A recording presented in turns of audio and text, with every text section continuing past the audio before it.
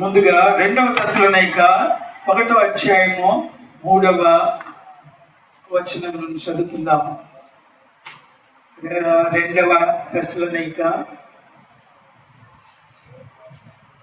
1వ అధ్యాయం అండి, 3వ వచనం నుండి చదవండి.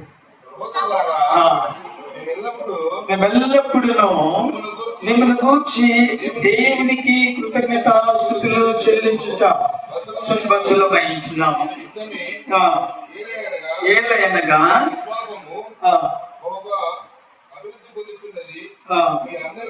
మీ అందరిలో ప్రతి వాడు ఎదుటి వాడి ఎడల చూపు ప్రేమ విస్తరించుతున్నది. అందువలన మీ హింసములన్నిటిలోనూ మీరు సహించుతున్న శ్రమలన్నిటిలోనూ మీ ఓర్పును విశ్వాసమును చూచి మేము దేవుని సంఘములో చాలండి. నేను 3 మాటలు చెప్తానండి. మొదటిగా ఏంటంటే సంఘం ఎలా ఉండాలి అంటే ఏ గ్రోయింగ్ చర్చ్. గ్రోయింగ్ అంటే అభివృద్ధి సంఘం చెందే సంఘముగా ఉండాలి. రెండోది ఏంటనగా ఏ గోయింగ్ చర్చ్. గ్రో అంటే అభివృద్ధి, అవునండి. గో అంటే వెళ్ళేది ఎక్కడికి? సువార్త సేవకు. మూడవది ఏంటనగా ఏ గివింగ్ చర్చ్.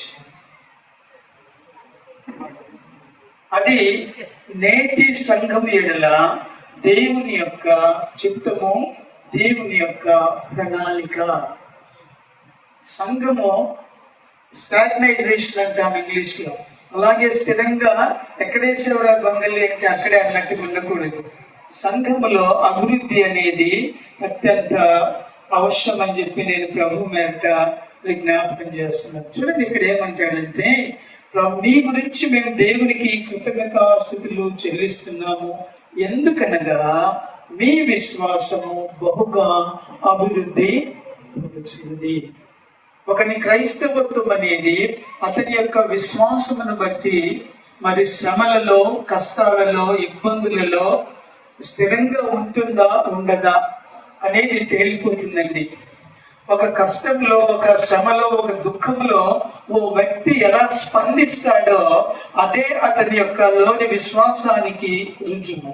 ఏ కష్టం లేనప్పుడు, ఏ బాధ లేనప్పుడు అందరూ విశ్వాసులే, అందరికీ భక్తి ఉంటుంది.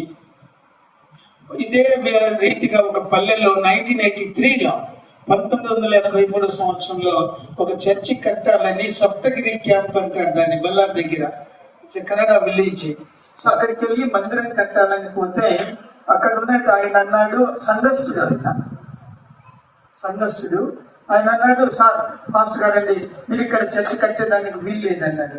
అదేంటండి, మీరు ప్రభువు నమ్ముకున్నారు, బాప్తిసం తీసుకున్నారు, అమ్మ, భార్య, అక్క, చెల్లి అందరూ సభ్యులే, వాళ్ళు కాపులు. నేనన్నాను, ఏంటది ఇది విచిత్రంగా ఉంది, మీరు చర్చి కట్టొద్దంటారు కదా, ఇన్ని రోజులు మనము అనుకున్నాం కదా. లేదని కట్టబెడుతున్నాను. నేను ఇంకేం చేయాలో తెలియక వాళ్ళ ఇంటికి వెళ్ళాను. వాళ్ళ అమ్మగారిని అడిగినాను, అమ్మ ఏంటమ్మా మీ అబ్బాయి ఇలా అంటున్నాడు, చర్చికి ఇన్నేళ్ళు వచ్చిండు, ఇప్పుడేమో అంటే ఆయన ఏదో మొక్కుబడి చేసుకున్నాడంట యేసు ప్రభు, ఏదో ఆపద మొక్కుల బాగా అన్నట్టు ఉంటుంది. అది ఈయన అది కాదే పాపం, ఈయన ఆపద మొక్కుల వాడు కాదు. ఏ ఆపదలనైనా ఆపత్కాలమున యెహోవా నమ్ముకున్నదగిన కేవలం ఇప్పుడే అది కదా, ఎప్పుడైనా సరే ఈజ్ అవైలబుల్ 24/7 అవునండి. కాబట్టి ఆ మొక్కుబడి అది సక్సెస్ కాలేదంట. అందుకని ఈయన విశ్వాసం సడిలిపోయింది. ఇంకా అక్కడ మందిరము అని చెప్పి కూర్చున్నారు. సో అటువంటి విశ్వాసం కాదండి. అవునండి, యోగు సహనమును గురించి విన్నాను కదా అంటారు. కాబట్టి ఈ యొక్క సంఘము విశ్వాసంలో అభివృద్ధి అవుతుంది. రెండవది ప్రేమలో.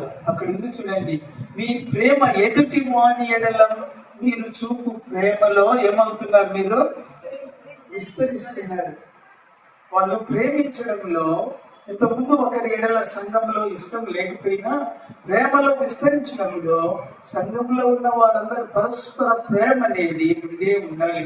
ఏ సంఘంలో అయితే ఒకరంటే ఒకరికి పడని స్థితి, ఈర్ష్య, ద్వేషము, అసూయ ఇలాంటివి ఉంటావో అలాంటి సంఘాల్లో అలాంటి వాళ్ళు ఏం చేస్తారంటే వాస్తవంగా ఇక్కడి నుండి అక్కడికి ఇక్కడికి జంపింగ్ లో ఉంటారు. జంపింగ్ తెలిసి కదండి, దూకడం అన్నమాట. ఇక్కడంటే అక్కడికి వెళ్ళిపోవడం, అక్కడంటే కాదండి. అంత మాత్రం చేత భక్తి అనేది రాదు. కాబట్టి వీళ్ళు ఎప్పుడైతే ప్రేమలో విస్తరిస్తారో ప్రేమ అనేక దోషములను అంతే. కాబట్టి ఒకవేళ ఎవరైనా మన ఎడల, నా ఎడల ఎవరైనా ఏదైనా చేసినా నాలో క్రీస్తు యొక్క ప్రేమ ఉన్నప్పుడు నేను క్షమించగలుగుతాను. 1 కొరింథీ 13 చాలా స్పష్టంగా అపకారమును మనసులో అది ఉంచుకోలేదు ఎక్కువ కాలం కదండి. మరి మా ఎఫ్ఎస్సి పత్రికలు అంటాడు కదా, మీ కోపము సూర్యాస్తమైన తరువాత అది నిలవకూడదు అంటాడు. మరుసటి రోజుకు పగ, పంతము, ఆ విధంగా ప్రేమలో ఉండదు అది. ఈనాడు క్రైస్తవ సంఘాల్లో విశ్వాసుల మధ్యలో లోపించినది ఏంటనగా ఈ ప్రేమనే. ఈ ప్రేమ ఉండకపోవడం వల్ల ప్రతి చిన్న విషయంలో కూడా కలహాలు అనేవి వస్తూ ఉంటాయి. ప్రేమ సమస్తను సహించునంటాడు, ఓర్పును కనబరుస్తుంది. మీ సహనమును సకల జనులకు ముందు మీ సంఘములో అది బయట సంగతి తర్వాత ఎంత కలిసి అట్లా మొదట ఇక్కడున్న వాళ్ళకి మీ సహనం ఎంతో, మీ ప్రేమ ఎంతో వీళ్ళ ఏడల కనబరచండి, సంఘస్థుల ఏడల. ఆ సంఘం అనేది అభివృద్ధి అవుతుంది. ఆ తర్వాత ఇంకొక విషయం కూడా ఉందండి అక్కడ. దేవునిని 1 Thessalonica 4:1 చూడండి. చాలా ఉన్నాయనుకోండి, బట్ సహోదరులారా, మేము ప్రభువైన యేసు ద్వారా మీకు ఇచ్చిన ఆజ్ఞను మీరు ఎరుగుదురు కదా. కాగా మీరేలాగు నడుచుకొని, మాటలు గమనించింది, మీరేలాగు నడుచుకొని దేవుని సంతోషపరచవలను. దేవుణ్ణి సంతోషపరచాల. That should be the aim and goal of every believer. ప్రతి విశ్వాస యొక్క లక్ష్యము, గురి మనుషులను సంతోషపెట్టేది కాదు.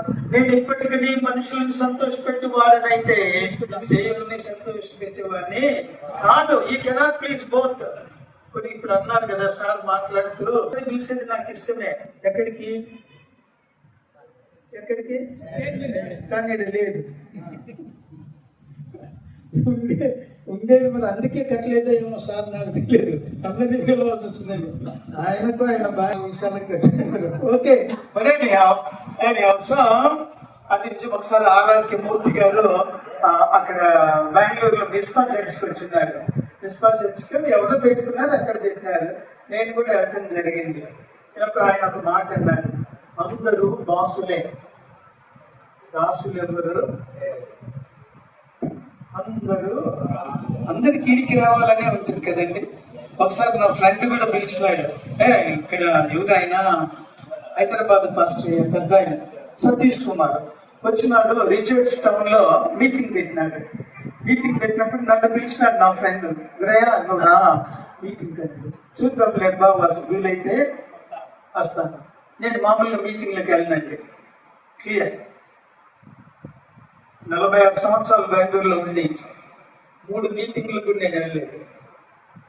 సతీష్ కుమార్, జాన్ వెస్లీ, జాయిస్ మేయర్ ఉన్నారు కదా, వీళ్ళందరూ పెద్ద దినకరన్ అందరూ వచ్చిపోయినారు. నేను ఎవరి మీటింగ్ వెళ్ళలేదు. మా చర్చిలో కూడా సాధారణంగా వెళ్ళనివ్వను అంతే. అది కూడా గమనింది అనుకోండి. గమనించడానికి వెళ్తే నేనేమే. ఎందుకంటే నేనేం చెప్తానంటే, మొదట మీ పాస్టర్ గారు చెప్పిన మాటలకు, దేవుని వాక్యానికి లోబడండి. అక్కడే మీకు ఆశీర్వాదము. ఎక్కువగా ఇవ్వడం వాడికి ఎక్కువ, అంతే కదండి. మీరు ఎంత ఎక్కువ నేర్చుకుంటే అంత ఎక్కువ దేవుని దగ్గర లెక్కేయాలి. జాగ్రత్త. మీరు కూడా కొన్నిసార్లు విన్నాను, ఇక్కడ నుండి ఆటోలు వేసుకొని అనంతపురం పోతారు కదా, అవునా మీటింగ్లకు. మీ సిస్టమ్ మీదండి, నేను వద్దనం లేదు దయచేసి. మాకు అలవాట్లేదు అంతే. నాకు చర్చి మా చర్చి ఒకటి. వీళ్ళ యొక్క లక్ష్యం చూడండి. నువ్వు ఎక్కడెక్కడో దేవుని వాక్యం విని అండి అతను దానికి లోపడకపోతే ఏం ప్రయోజనం చెప్పండి. జాన్ వెస్లీ గారు చెప్పనియండి, ఇంకొకరు చెప్పనియండి. దిస్ నో పాయింట్ కదండి. సో దేవుని వాక్యంకి నువ్వు ఎక్కడైనా సరే మొదట మీ పాస్టర్ గారు చెప్పిన దానికి లోబడాలి. ఇక్కడ నువ్వు లోబడలేదంటే సతీష్ కుమార్ జాపీలకు అసలు లోబడదు. వాళ్ళకి నువ్వెవరో తెలియదు. తెలిసినోడికే నువ్వు భయపడకపోతే అవునండి. కాబట్టి నీ లక్ష్యం ఒక విశ్వాసిగా ఏమై ఉండాలి అంటే, దేవుడు నన్ను చూసి నా విశ్వాసాన్ని, నా భక్తిని, నా ప్రవర్తనను, నా మాటలను, నా ఆలోచనలను, అభిప్రాయాలను